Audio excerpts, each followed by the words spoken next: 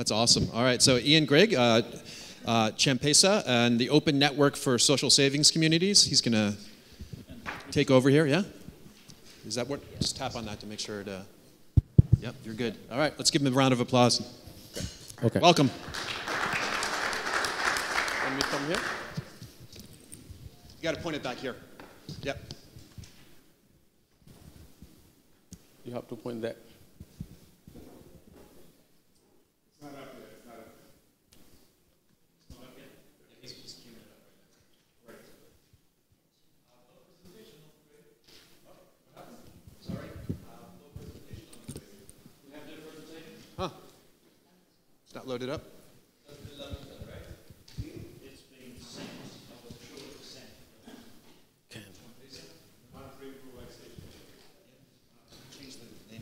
So it's which one? Which one? The speaker is Ingrid. Yeah, in the 1110 one. Yeah. Nope. Nope, not that. Okay. This one. Send it to him. This one. Then I have, which I have presentation. which one's that? Liquid Solomon. Okay. This is not. Okay. So Ian, do you want to hold off and then go later if you want to send us your prezo and then? Okay. So you're going to be extemporaneous? Well, he's got the laptop here. You could probably connect that to the... Straight, yeah. Or put it back there instead of... Yeah, bring it back here and we'll hook it up. Yeah, bring it there. Do you have Mac? Do you have the HDMI, yes. Should be. I've got mine.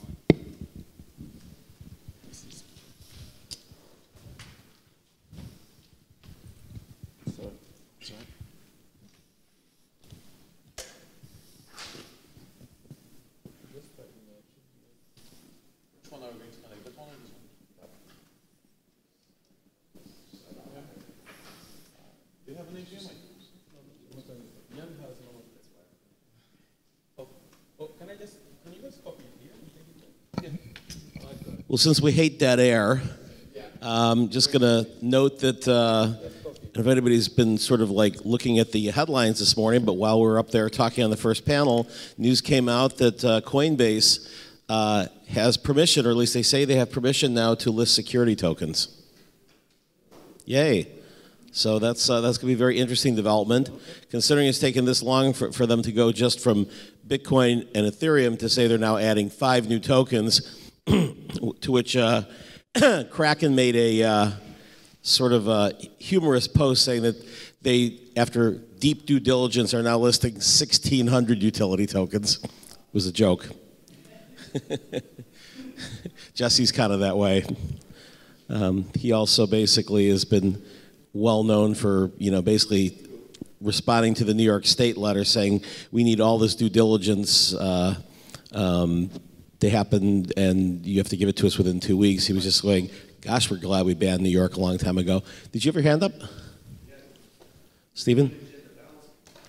The CoinAgenda bounce, yes. We're at about 6,700. All right, we're good to go. I think it's 9 in a row we've had the bounce. No, I mentioned it once or twice before. The price of Bitcoin always goes up during CoinAgendas. This is, I think, 9 for 9. At least one. No, from the beginning to the end. So unless it crashes between now and the end of the day, we started the show at about 6,200 and we're at 67 now. Okay.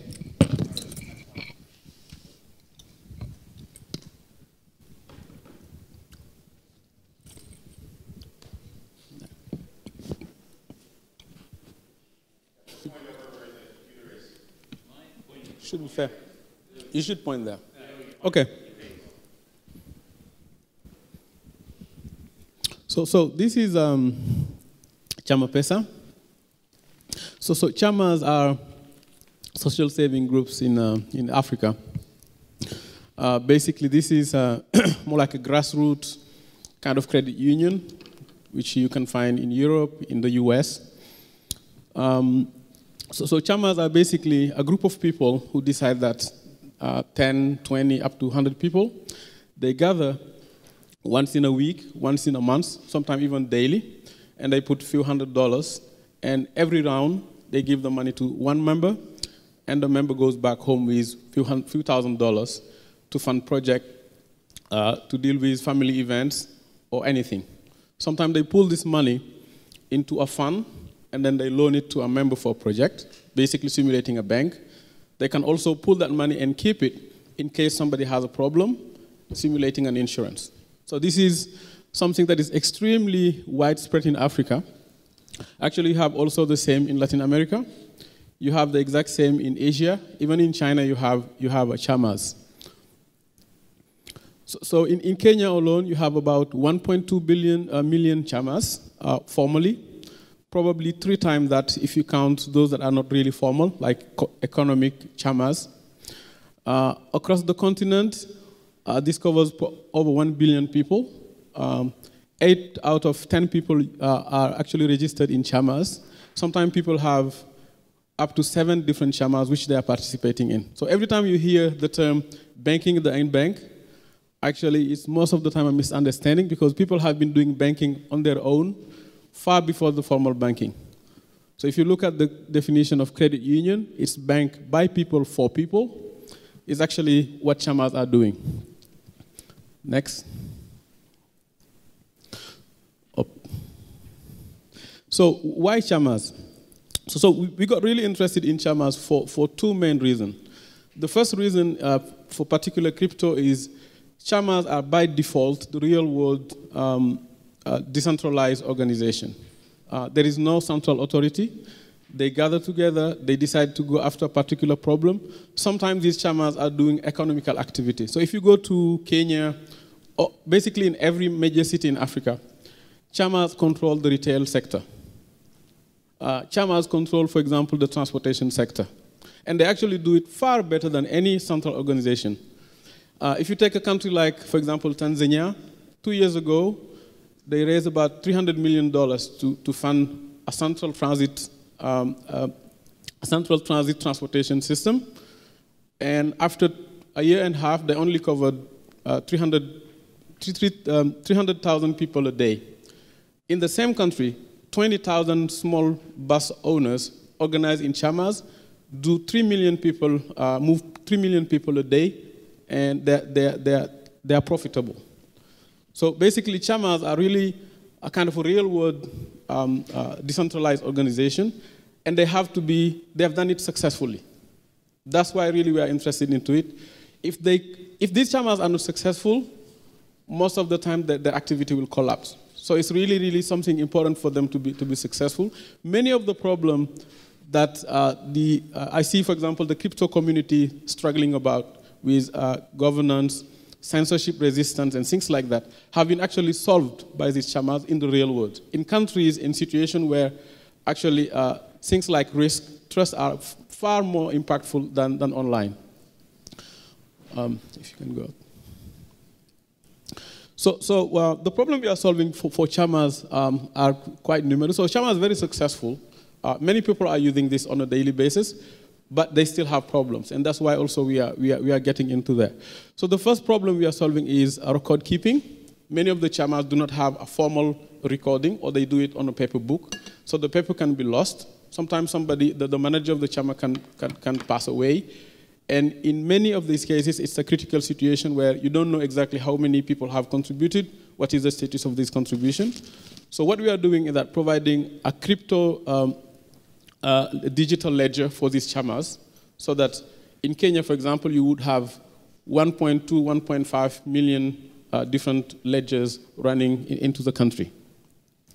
The second problem is, where do I keep the money? Most of the time, these chamas gather and they put the money on a table. Sometimes it's called table banking. So we are providing here as well a way to digitize that kind of money. In Kenya alone, the registered chamas keep over $8 billion in assets. Just to tell you how big this is compared to the economy of the country. So if you multiply that by 50 countries, go to countries like Nigeria, or even go beyond Africa, it's a quite a significant amount of assets. So we believe we can also digitize those assets and use, for example, cryptocurrencies as a collateral, for example, for them to centrally keep the money. And the second and third opportunity here in terms of problem solving is, well, ability to provide them with good investment. Most of the time they gather, they put money together, but in general, they don't know where to put it and generate more returns. Go ahead. Yeah. So basically, the initial market we are going after in this is Kenya, obviously. We are building on top of a significant success that you probably all heard about, which is M-Pesa. An important point in M-Pesa is to understand that 90% of the success of M-Pesa is related to chamas.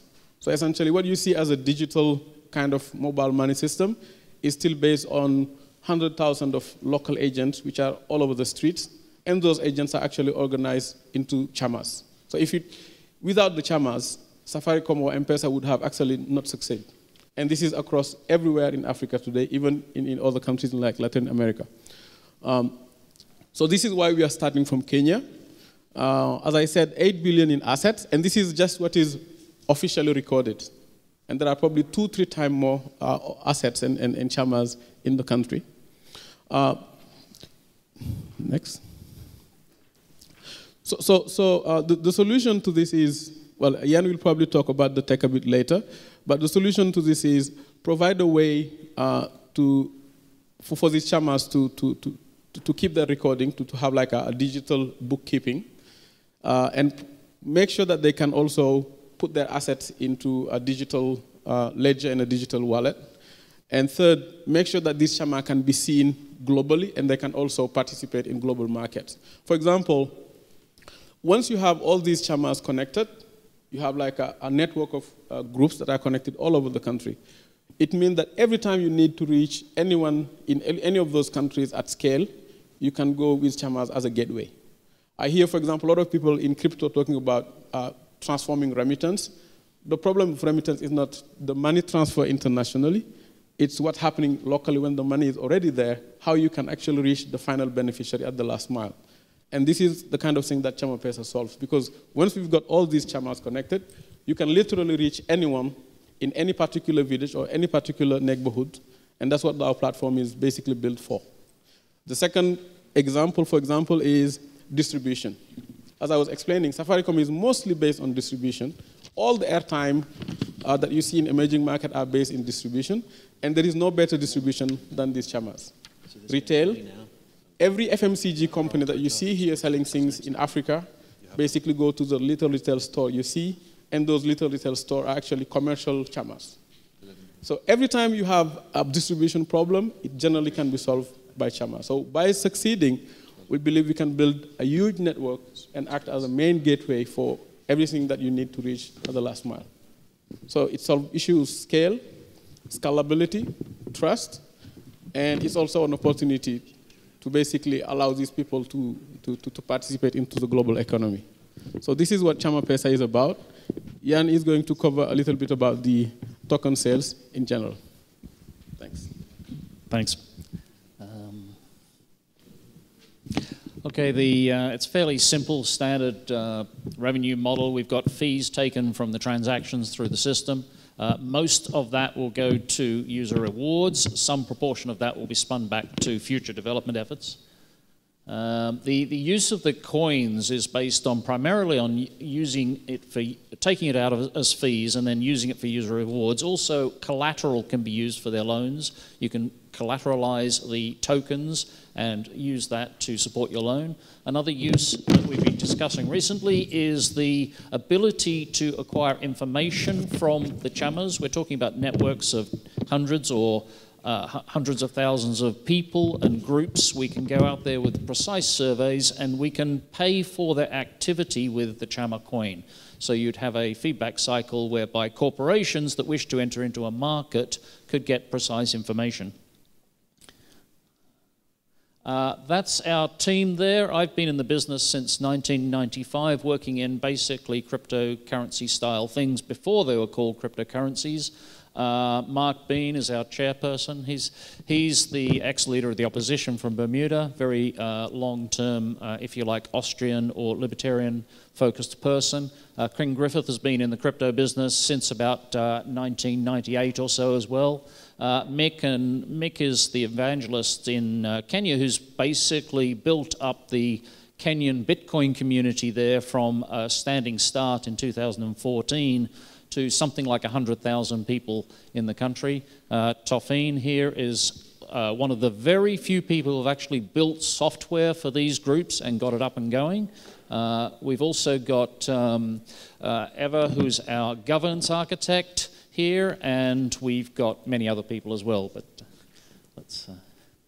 Right, the technology is, if you like, my baby. I've been working on this software since 1995. It is pre-Bitcoin digital cash. I'm one of the first people to have ever tokenized issues. I did this in 1996 with dollars and bonds, and I've been improving the software in different guises ever since. This is based on a thing called the Ricardian contract, which I invented.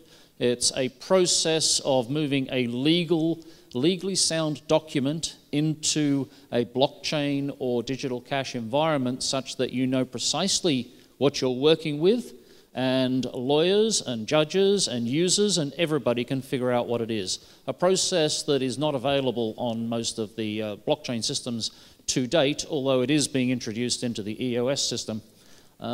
This software is primarily client-server, which means it's pre-blockchain. We are now moving it to a different process whereby it will be quasi or a hybrid blockchain, particularly because we have a security problem with chamas. We cannot put the chamas onto a public blockchain because there's an information problem. If blockchain is a public transaction ledger, it holds all of the records for the chamas. The chamas live in a very corrupt environment. That's the big takeaway for Africa, if you like. If any public information is out there, they're going to be robbed. So they're not going to go anywhere near a public blockchain. So what we're going to do is flip that problem upside down, and we will give every chama its own blockchain, a very small, tiny, slow, and inefficient blockchain. But when you're talking about a group of, say, 10 to 100 people, it doesn't need to be fast, it doesn't need to be scalable, it doesn't need to be efficient. That's a process of taking the existing code base and working it such that we now have all of the clients sitting on all of the users' phones and communicating in a very small blockchain. We're calling that the Ricardian light chain. Whether it's a blockchain or not, of course, is semantics. It's suited to their environment. That process is now started. We have the components for that. It's not a complicated design once you've figured it out, and it leverages their capabilities and the actual activity of the users on the ground.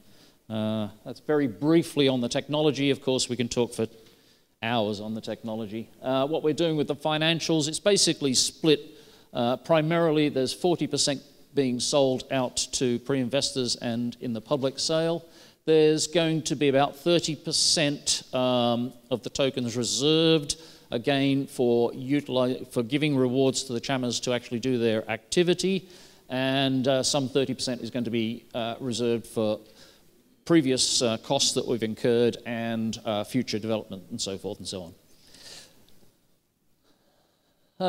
We are going to be holding the stuff as a portfolio. The primary use of funds internally is split between software and business development. It certainly helps us an awful lot to get business development out into Africa because we need a lot of team play there. The primary function of all this will be controlled by the board. And of course, it's all variable. We're going to change things to suit our market that we're in. Okay, I think that's it. Questions? All right, nicely done.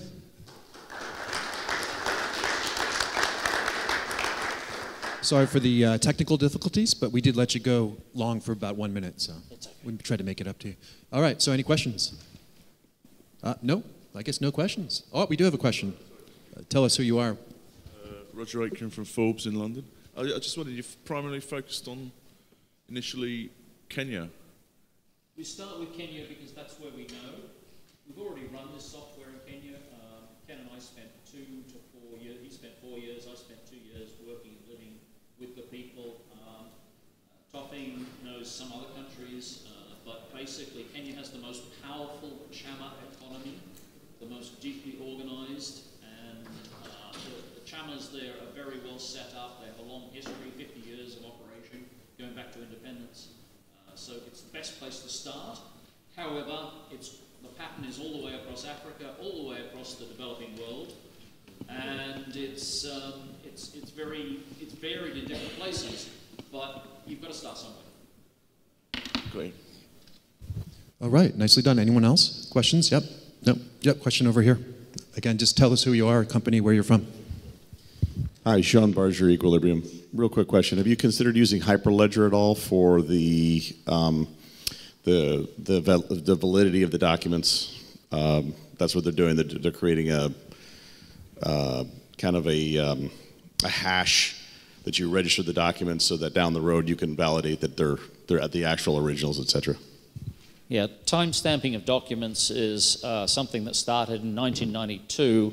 It's well understood. The Ricardian contract timestamps the documents by using hashes of the documents and turns it into an actual issuance of an instrument, which we're utilizing in EOS. Hyperledger itself, I think you probably mean Fabric from Hyperledger, the forum. Fabric by IBM. No, we haven't considered that. My immediate question would be, my immediate difficulty would be that I don't understand Fabric from Hyperledger, and many other people don't understand it. They have a problem with documentation. But primarily, the Chamas are very particular groups. They have a very, very strange set of requirements from the perspective of us in the West. Everything has to be on the phone. Everything has to be very lightweight, so consequently you need to tune the software in strange ways that really offend the Western engineers, especially those used to blockchain. So it's difficult to take a conventional classical blockchain and put it into this context. I, for example, have worked with R3, I've worked with Block 1, EOS and so forth, and et cetera, et cetera. And I'm not using those public blockchains for the reason that they don't fit the use case. All right, great. Anybody else? All right. Well, let's give them a big round of applause. Nicely done, guys.